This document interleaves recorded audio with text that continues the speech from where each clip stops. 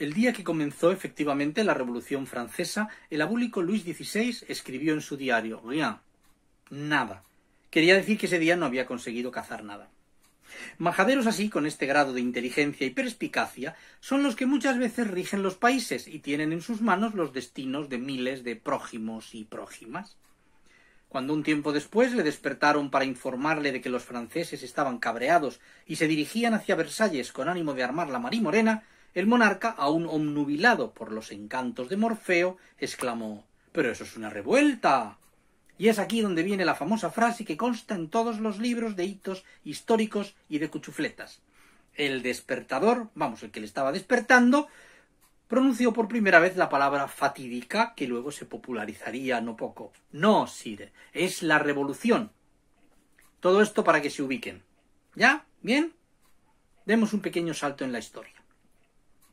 Tenemos ya la Asamblea Constituyente al mando del tinglado. La familia real, trasladada por la fuerza a París, se hallaba confinada en las Tullerías y sus miembros no solo estaban presos, sino que además no tenían permiso para salir.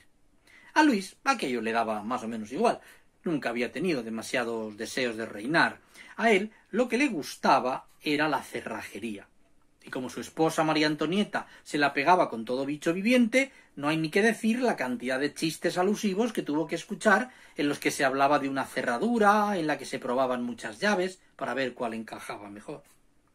La reina era quien llevaba peor el destronamiento de facto, porque era hija de María Teresa de Austria, una señora de armas tomar, y le gustaba mucho mandar mucho, como a bastantes mujeres, por otra parte, y sin necesidad de ser hijas de María Teresa ni de ninguna emperatriz.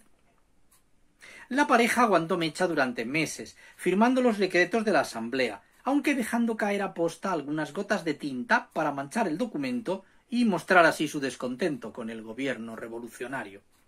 Pero hubo un vaso que colmó la gota y fue la Constitución Civil del Clero, que subordinaba la Iglesia al Estado, al estilo anglicano, y pretendía la inconcebible iniquidad de que los curas pagaran impuestos. Los reyes, ex-reyes más bien, para aquel entonces, no podían aguantar esto sin protestar.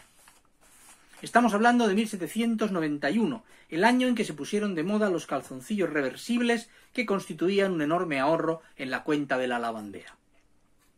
Así es que Luis y María Antonia, tras bastantes momentos de incertidumbre y duda, decidieron salirse, como se hace en el cine cuando la película es un tostón. Este episodio borbónico es lo que se conoce en la historia como la fuga de Varennes, malograda por una tortilla en su tramo final, pero no adelantemos acontecimientos. La idea era que si lograban salir pitando y llegar a la frontera, donde les esperaban los aristócratas que habían conseguido huir de París, disfrazado de toda suerte de cosas, a cual más vergonzante, entonces todo iría bien.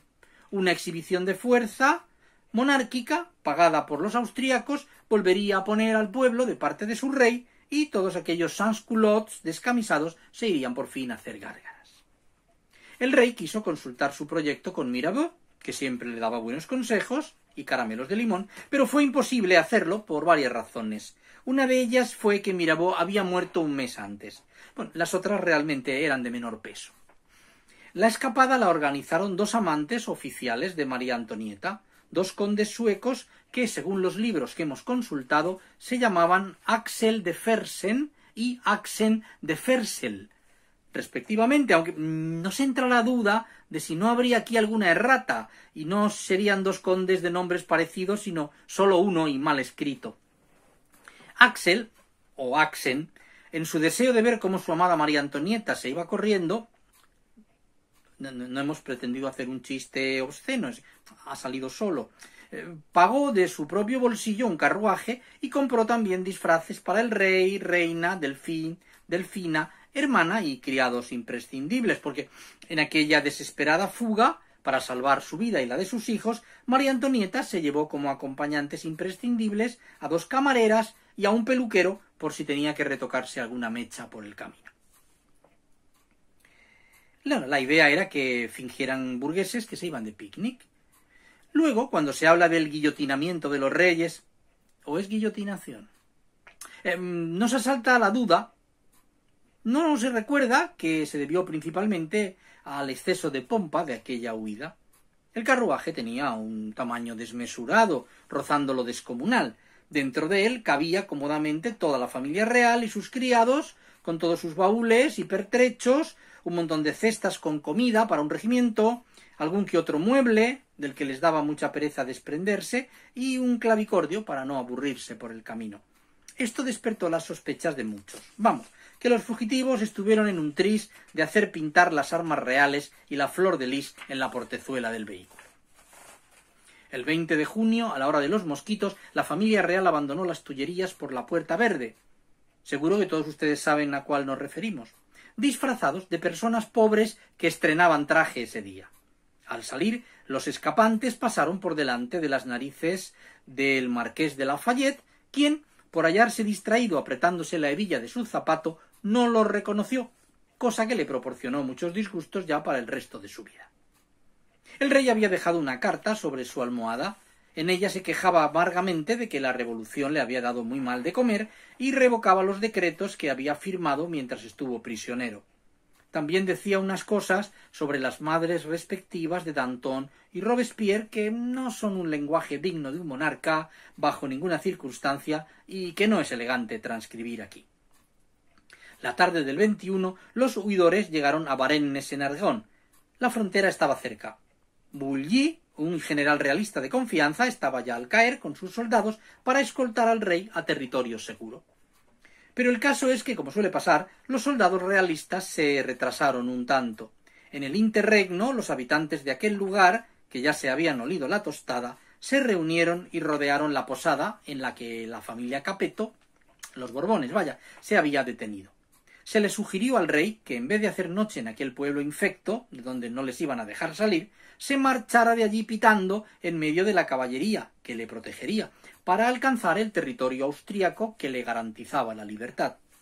Luis XVI accedió a hacer lo que le decían, como había hecho toda su vida, pues era un hombre con muy poco carácter.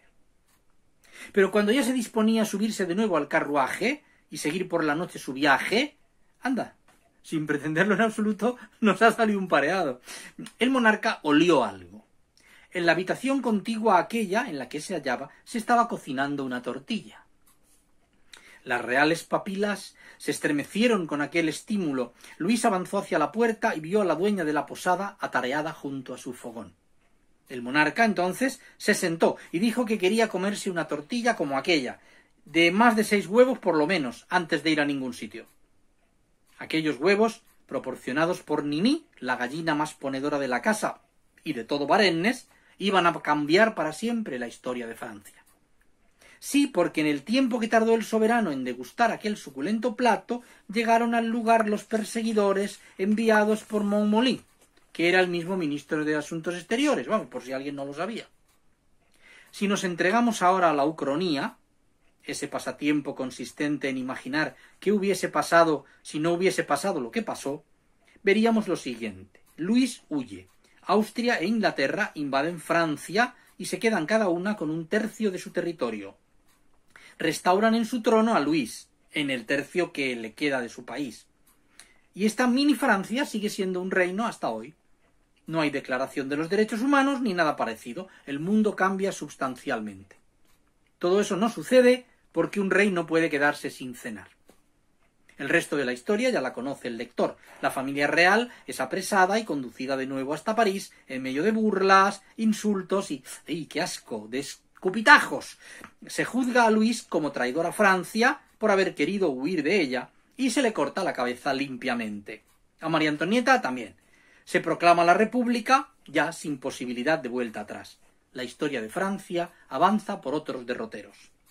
Si aquellos huevos no se hubieran llegado a batir, no hubieran existido Napoleón Bonaparte, el mariscal Pétain, ni tampoco Maurice Chevalier.